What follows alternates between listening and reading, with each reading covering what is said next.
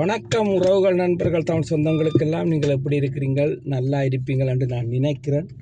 நானும் அதே போல் நல்ல சுகபலமாக இருக்கிறேன். நான் இப்போ ஒரு இடத்துக்கு போகிறதுக்கு கார் எடுத்தாச்சு. இப்போ கார் ஓடிக்கொண்டு தான் உங்களுக்கு ஒரு சின்ன பதிவு வைக்க போகிறேன்.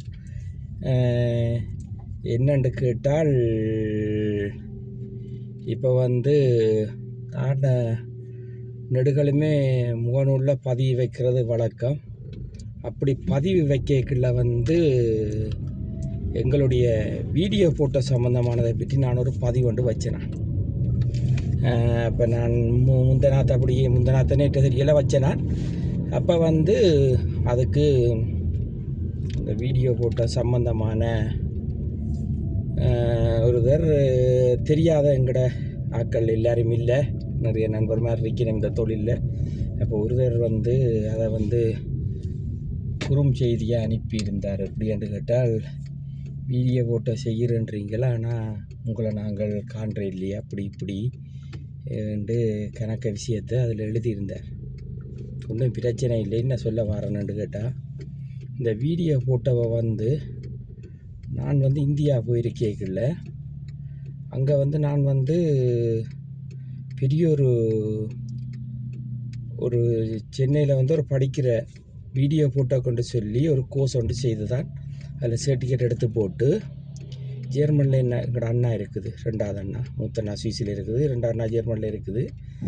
அப்போ அண்ணா கேட்டார் என்ன வேணுமெண்டா. அப்போ நான் சொன்னேன், எனக்கு ஒரு நல்ல கேமரா ஒன்று கொடுத்து விடுங்கன்னு சொல்லி. அப்போ அவர் கொடுத்து விட்டது மோட்ரேஸ் கேமரா. அதில் ரோல் போடுறதும் தெரியாது, ரோல் ஃபோட்டோ எடுக்குதான்னு தெரியாது. இப்போ டிஜிட்டல் கேமராக்கள். அப்போ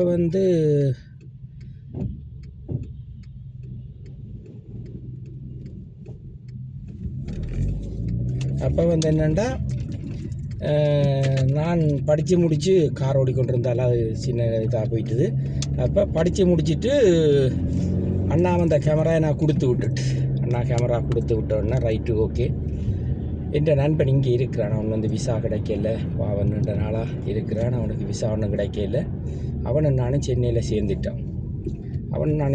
சேர்ந்துட்டா நான் ஃபோட்டோ எடுத்தால் அவன் தான் ஆல்பம் எனக்கு செய்திருந்தால் பெரிய ரெஸ்டாரண்ட்லாம் போய் 2 பேரும் சாப்பிடுவோம். அவன் இங்கே தான் இருக்கிறான், என்ன சந்திப்பான், கதைப்பான், எல்லாமே தான். இது ஏனண்டா, சில பேருக்கான பதவி, எல்லாருக்கான பதவியில் சில பேருக்கு. அப்போ நான் படித்து முடித்து இதெல்லாம் செய்து முடிய, எங்களோட அம்மா அப்பா கரூரில் இருந்தவர், நான் சென்னையில் இருந்தேனா. அப்போ சரி என்று சொல்லி அம்மா அப்பா தனியாக இருக்கிறவங்க நான் திருச்சியில் போயிருக்கேங்கல்ல, திருச்சியில் ஒரு பேர் சொல்லக்கூடிய ஒரு ஸ்டூடியோவில் எனக்கு வேலை கிடச்சிது. அவங்கள் வச்சிருக்கிற கேமரா எல்லாம் நாங்கள் கையால் தொடக்கூட அந்த மேனேஜர் விட மாட்டேன். அப்படியான மேனேஜர் ஒரு ஆள் தான் இருந்தவர். கில்ஸ்ன்னு சொல்லி கேட்டால் தெரியாத ஆக்கள் இல்லை திருச்சியில். அப்படி இருக்கேங்கள நான் அந்த 2ஆம் கட்டமாக வேலை செய்து கொண்டு வந்த பொடிக்கணும் என் ஃப்ரெண்ட் ஆறுமுகம், அவனோட அணைஞ்சு அவன்கிட்ட தான் கேமரா கொடுக்குறது ப்ரோக்ராம்களுக்கெல்லாம் போக தொடங்கிட்டேன். அவங்களுடைய ப்ரோக்ராமுக்கு அவங்க எடுக்கிறது 2.5 லட்சம் 3 லட்சம் அளவில் தான் வாங்குவாங்க. ரிசப்ஷன், கல்யாணம் எல்லாத்துக்கும் சேர்த்து எங்களுக்கு போய் எடுத்து கொடுத்துட்டு வந்தால் எங்களுக்கு ஒரு 75 ரூபா, இந்தியன் காசு 75 ரூபா. ஒரு கல்யாணத்துக்கு போனால் 75 ரூபா, ரிசப்ஷனுக்கு போனால் 75 ரூபா, 150 ரூபா தருவீங்க. அப்படித்தான் நான் இந்த தொழிலை நல்லா பழகி டெவலப் ஆகி பெரிய அளவுக்கு கொண்டு வரணும்னு சொல்லி நான் நிறைய முயற்சி பண்ணி செய்து கொண்டே இருந்தேன். அப்போ செய்து கொண்டிருக்கல இங்கே வந்துட்டேன். நான் அப்படியே செய்து கொண்டிருக்கல, அந்த ஸ்டூடியோவில் இருந்து கொண்டிருக்கலையே இங்கே வந்துட்டேன். இங்கே நான் விசா கிடைக்கிறதுக்கு முதலே நல்ல ஒரு ஸ்டூடியோவில் இங்கே நான் சேர்ந்தேன். நான் அது எங்களோட அண்ணா இப்போ லண்டனில் இருக்கிறார், பெரியம்மாண்ட மகன். அவர் என்ன அந்த ஸ்டூடியோவில் சேர்த்து விட்டவர். அப்போ அங்கேயும் போய் நல்லா வீடியோலாம் எடுத்துக்கொண்டு வந்தேன். அந்த வீடியோ கூடுதலானதாக இருக்கும்னு கேட்டால், சில பேரை இந்த தமிழாக்கள் ஒருத்தர் குறை சொல்லி மற்றவரை மட்டம் தட்டி கதைக்கக்கூடாதுன்றக்காண்டி தான் இந்த பதிவு. அப்போ இங்கே சேர்த்து விட்டோன்னே, இங்கே அவரும் நல்ல மனுஷன். நான் வேலை சேர்ந்தாலும் உடனே கேமரா எல்லாம் தந்தால் பெரிய ப்ரோக்ராம்கள், பாண்டிச்சேரிக்காரர்கள்ட ப்ரோக்ராம்கள், பெரிய ப்ரோக்ராம்கள். அப்போ சரி ஓகே, பெரிய ப்ரோக்ராம்கள் எல்லாம் வழியாக எடுத்து கொடுத்தா, இங்கே அவர் எனக்கு 50 யூரோ தருவார் ஒரு ப்ரோக்ராமுக்கு. அப்போ நான் இப்படியே இருக்கேக்குள்ள என்ன செய்யணும், விசா இல்லை, எப்படியாவது நான் இந்த தொழிலில் டெவலப் ஆகணும்னு சொல்லி பயங்கர முயற்சி எடுத்து பயங்கர முயற்சி எடுத்து நான் விடாமல் முயற்சி பண்ணி நான் தொடர்ந்து முயற்சி பண்ணி தொடர்ந்து இந்த ப்ரோக்ராமை செய்யணும்னு சொல்லி விசா கிடச்சோடனே இங்கே காசு ஒரு 20,000 யூரோக்கு மேலே 2012 முழுச்சாமானும் உரைக்கினான்.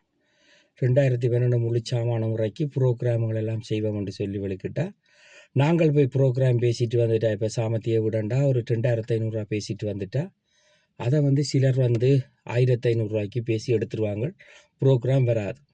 அப்போ இங்கே இருக்கிற இந்த ஃப்ரெண்டு தான் வருவான் எனக்கு ப்ரோக்ராம் எடுக்கிறதுக்கு கொள்றதுக்கு. அவன் தான் போட்டோ, நான் வீடியோ, அப்படி போகிறது, பிறந்த நாள் இதெல்லாம் செய்து ஒன்று இப்படியே போ நாள்பட ப்ரோக்ராம் வந்து ஒன்றுமே வராமல் போயிட்டு பின்னோக்கி அப்படியே போய் கொண்டிருந்து. சரி, ஓகே, இது சரி வரான்னு சொல்லி போட்டு அப்போ நான் அவ்வளவு சாமானையும் 4K கேமரா எடுத்துட்டேன். இப்போ 2013 நான் 4K கேமரா சோனியில் எடுத்துட்டேன்.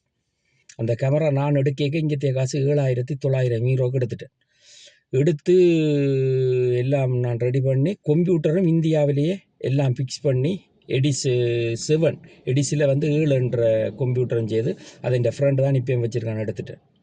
அப்போ எடுத்து இங்கே எல்லாம் பெரிய அளவில் போய்க்குள்ள ப்ரோக்ராம்கள் வந்து சரியான மாதிரி கை கொடுக்கல, எல்லாம் பேட்டாக போக தொடங்கிட்டு. அப்போ உடனே நான் இதெல்லாம் சரி வரான்னு சொன்னோன்னா போட்டியும் வந்துட்டு அப்போ என்ன சில பேர் வந்து 4K கேமரா வச்சுருக்கிறேன்னு சொல்லி 2-3 பேர் என்ன கூப்பிட்டு தங்களுக்கு எடுத்து தர சொல்லி கேட்டவே. நான் அப்போ எக்ஸ்போசிங்கு வர மாட்டேன்னு சொல்லிட்டேன். எடுத்து தந்து காசு வாங்குறதுக்கு நான் வர மாட்டேன், இந்த ஓன் ப்ரோக்ராமை செய்து போட்டு விட்டுருவோம்னுட்டு நான் இருந்துட்டேன். இப்படியே காலம் போக ப்ரோக்ராம் இல்லைன்னு எல்லாத்தையும் ஸ்டாப் பண்ணிவிட்டு நான் ப்ரோக்ராம் செய்யக்குள்ளேயும் ரெஸ்டாரண்ட்லாம் வேலை செய்து கொண்டு இருந்தேன்னா ப்ரோக்ராம்களை நிப்பாட்டி முடிஞ்சோன்னா அதில் எனக்கு நியாயமான காசு அடி விழுந்துட்டு அப்படியே ஸ்டாப் பண்ணி போட்டு ரெஸ்டாரண்ட்டில் தான் வேலை செய்து கொண்டே இருந்தேன் நான் தொடர்ந்து.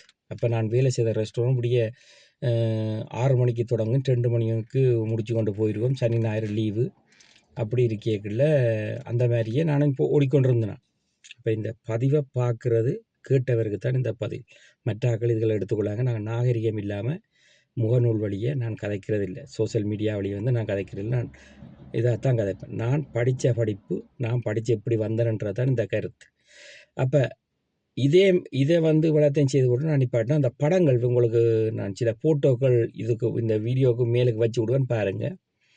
இதே மாதிரி தான் இங்கே வந்து நாங்கள் லைசன்ஸ் எடுத்த பிறகு என்னோட நெருங்கி பழைய நாட்கள் கேட்டது, சிகப்பு பச்சை பார்த்து ஓடுவீங்களா, அப்படி ஓடுவீங்களா, இப்படி ஓடுவீங்களான்னு கேட்டவே.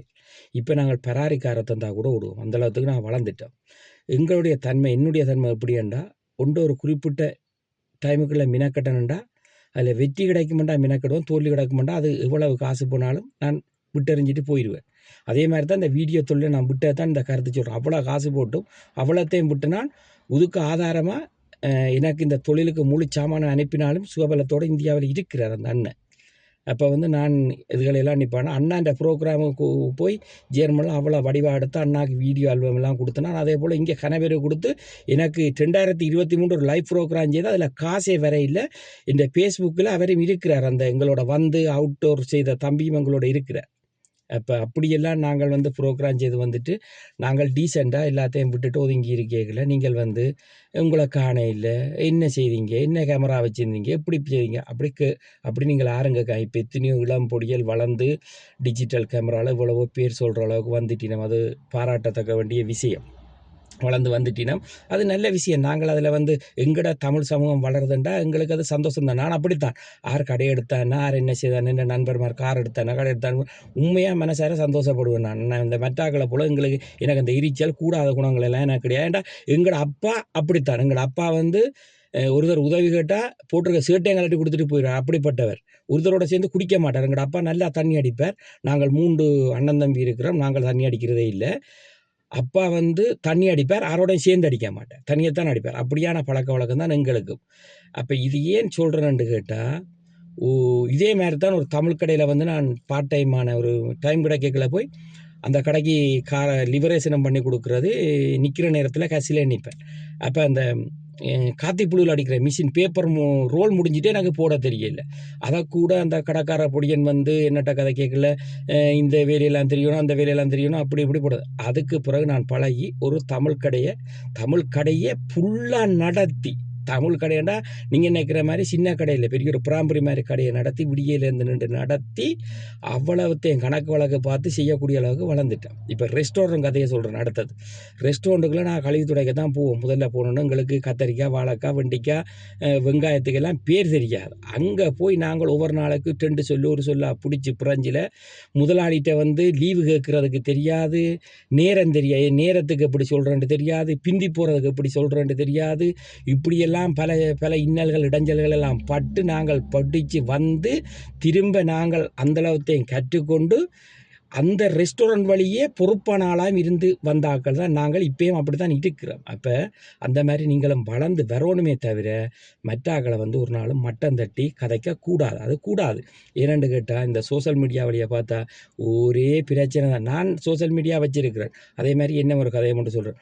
ஒரு நாள் இரவு நான் ஒரு இடத்துல ஒரு இடத்துல இருந்து ஒரு தூரண்டு எங்கள் இடத்துலேருந்து அரை மணி நேரத்துக்கு அங்கால காரில் போயிட்டு வரையக்குள்ள இரவு வேலை முடிச்சு வரையக்குள்ள என்ன போலீஸ் மறைச்சிட்டான்.